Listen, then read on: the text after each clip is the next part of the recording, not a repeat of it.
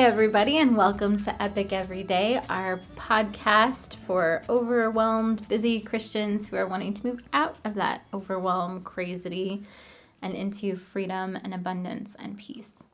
I'm Liz Frerichs, and this is my husband, Evan. Greetings. And we are so glad you guys are with us on this lovely Wednesday. That's right. As you guys know, we work our way through the CSCs, being calm, surrendered, centered, connected, and complete, because we really have found those to be the pathway to getting into the slipstream, as we term it, that alignment with the way God designed our lives to work in such a way that it does bring freedom, peace, and abundance just naturally. That's right. Yeah, I'd say we've been working hard on doing this for a couple years now. Yeah. More than that, maybe? I don't know. I mean, it's been a journey gradually, but it's definitely been a huge help. Yes, for sure. So last week we spent the entire week talking about being centered. So this week we are spending the entire week talking about being connected. And if you caught our show yesterday, we talked about not having enough time, because that's a lot of the time the excuse, at least for me anyway, is that I just don't have time to connect with people, regardless of how I recognize or don't recognize sometimes how important it is. It does take time. Yeah, it still takes time to connect with people. So today we are going to talk about another barrier to connection, and that is having trust issues. I guess one of the ways you might know, like maybe you just hear that and you're like, yep, that's me. Or maybe you're wondering about it and might be like, well, do I have trust issues? But if developing a deeper connection with someone or starting a new relationship causes some anxiety or fear, there might be some trust issue there. Yeah, I mean, if connection just feels too hard, if you're thinking like for me, when I'm having trust issues, which definitely comes up in my life, but I know I'm sliding back into those things when I start thinking like, what if they're not who I think they are? Or, what if they turn around and stab me in the back? And what if I give them information and then they use that as a weapon against me later? Yeah, because what we're talking about really is, a relationship is a kind of intimacy. One of our friends was in a Sunday school class gave it, but giving others the weapons for your destruction is intimacy. I like that. I haven't heard that before, but I like that. Yeah, and so it is scary because you're, like you said, you're handing over kind of the keys to the kingdom there. Yeah. And why are they going to treat it nice or not? Right. I mean, you could tell somebody something and then you could hear it, a day later from somebody that you don't even know. They could pass that information along, or they could come back and, you could get in some kind of fight with them or something later and they whip that out and be like, let me just stab you with this information. Now, that definitely could happen. I guess before we go too far there, why would we think that? This is not, we keep finding where we're different all the time in this show, but I am way more of a trusted person than you are. Yes. So, what causes that? I had a bad experience. That's right. And that's a valid experience. And that's going to affect our lives. And that's a valid thing. Totally. My experience has been that there have been times when I've trusted someone and then they turned out to not be who I thought they were at all. And it went really badly. I have had people use information as weapons against me, which is why that's one of my knee-jerk. When I'm stressed, I naturally have a harder time trusting people, which I think is one of the things I love about the CSCs, because you kind of go through a progression. So if you're not calm, it's really hard to be connected. It's also really hard to be surrendered or centered or complete, but you start with calm. Sure. And there's a reason why they're in the order that they're in. Yeah. And are you putting that in a relationship context? Yeah. When I am stressed, I don't connect well. Oh, I see. As far as how you interact with people. Right. I can connect with people sometimes if it's the right person. Those people that are just like bosom friends, as Anne of Green Gables would say, who are people that I've known for a long time that I can just kind of let my hair down and be like, I feel like crap, and here's why. Sure. This is what's going on in my life. Then I can connect with them. And I actually sometimes connect with them in a deeper level because of the stress. Oh, yeah. But if it's somebody that I'm not like 100% sure about, my stress response is to say, whoa, I do not have energy to test this relationship by being honest, you know? Yeah, or there's different levels of honesty too. I mean, not into dishonesty, but more different levels of disclosure, I guess, would be a better way to say it. Yeah, and that's probably appropriate, right? I mean, or are you saying you wish you never did that? No, I think it's fine that there are different levels of disclosure. It's just that I know that for me, my knee-jerk reaction when I am stressed is to be untrusting at the same time. Like those things go together in my brain. Yeah. So if I'm not calm, I have a harder time being trusting. You know that when I'm stressed, sometimes I don't even trust you, which is ridiculous because you're super trustworthy. But it's just my stressed out brain is like back into nobody's trustworthy. There's no such thing as anyone you can ever rely on, you know. And so then that's kind of that's your barrier to get over. Right. Yeah, that tends to be my default when I'm stressed. Yeah. And then I think with somebody like me then who finds it easier to trust, sometimes I get myself in a situation where I feel like I hurt the relationship or the connection because of oversharing sometimes. But it's hard to tell if that's what's happening or not. But there's definitely been times where it's like, I feel like maybe it's just somebody I've known for, I don't know, some short time, I guess, a few weeks or a couple months or something, or I don't know, it could happen anytime if it's sort of a developing relationship. Yeah. And I guess we were talking about layers of disclosure too. And I could cross that line before the relationship's ready for it. Yeah. And it could be a big turnoff, or it could just be, I don't know, maybe there's timing to it, you know, where the relationship maybe would have got there eventually, but or maybe not. I mean, in order to grow a relationship, you almost have to keep pushing the envelope.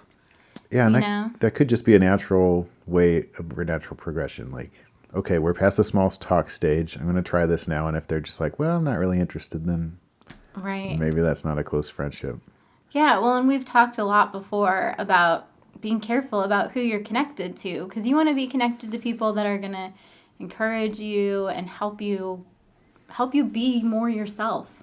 You know, I love Henry Nouwen's definition of listening, that listening is the art of creating space for someone to be themselves. Yeah. You know, you want somebody that makes you more yourself. Yeah.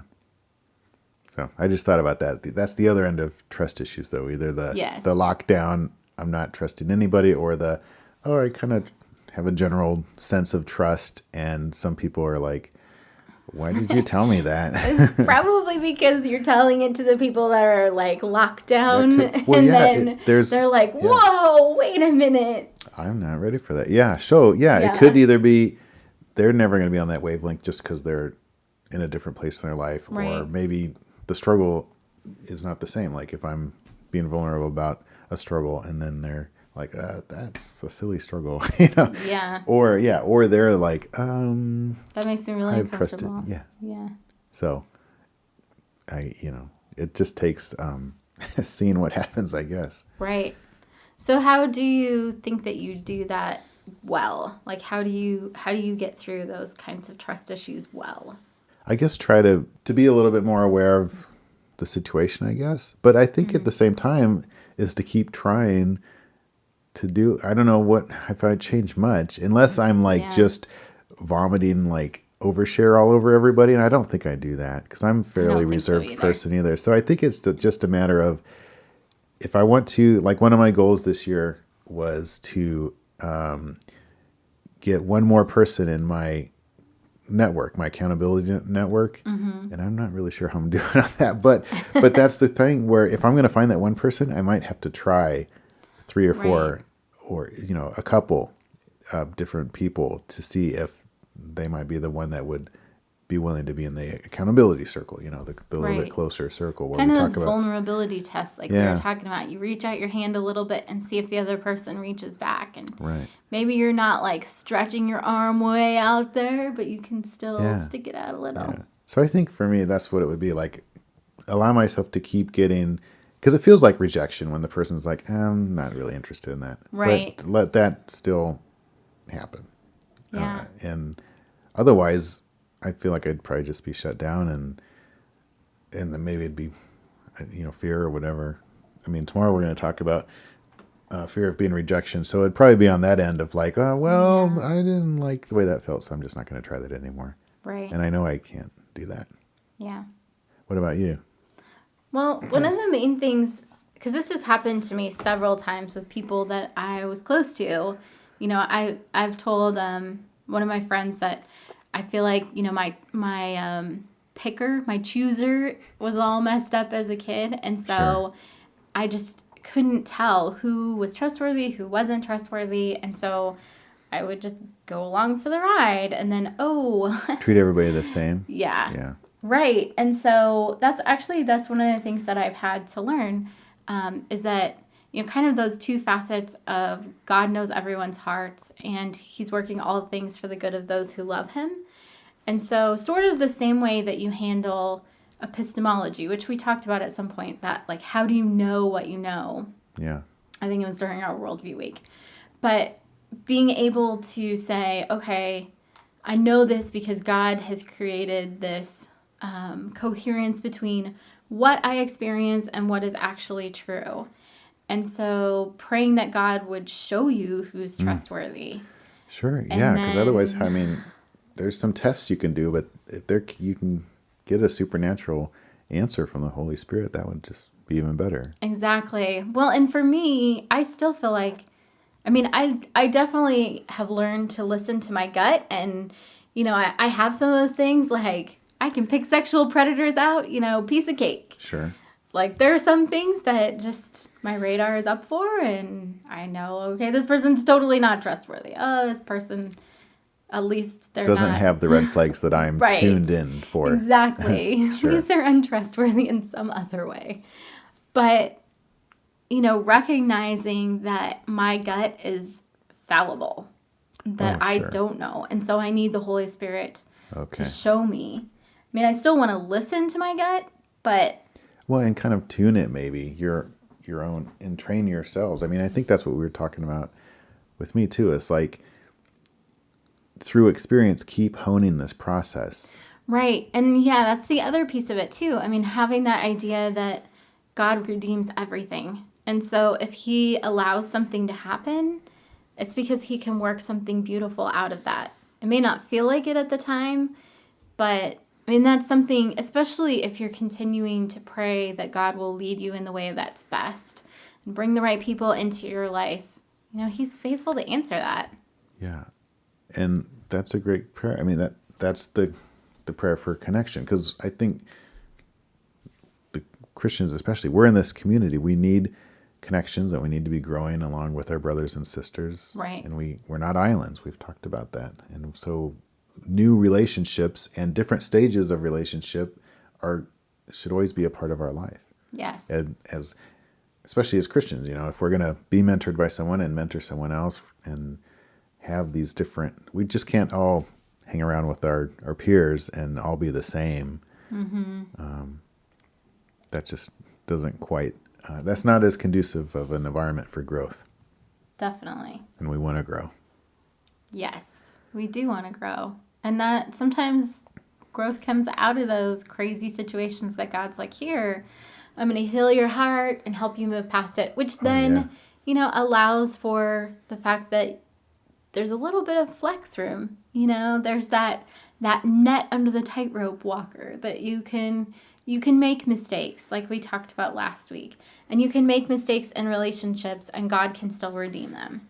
So even if you do end up trusting the wrong person or if you overshare, God can still redeem that. Yeah, that's right. That's his business.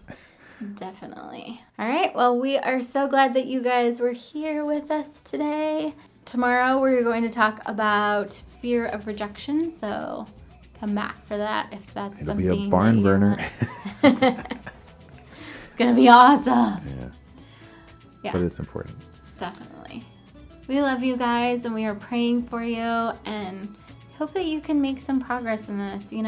Do some little vulnerability tests.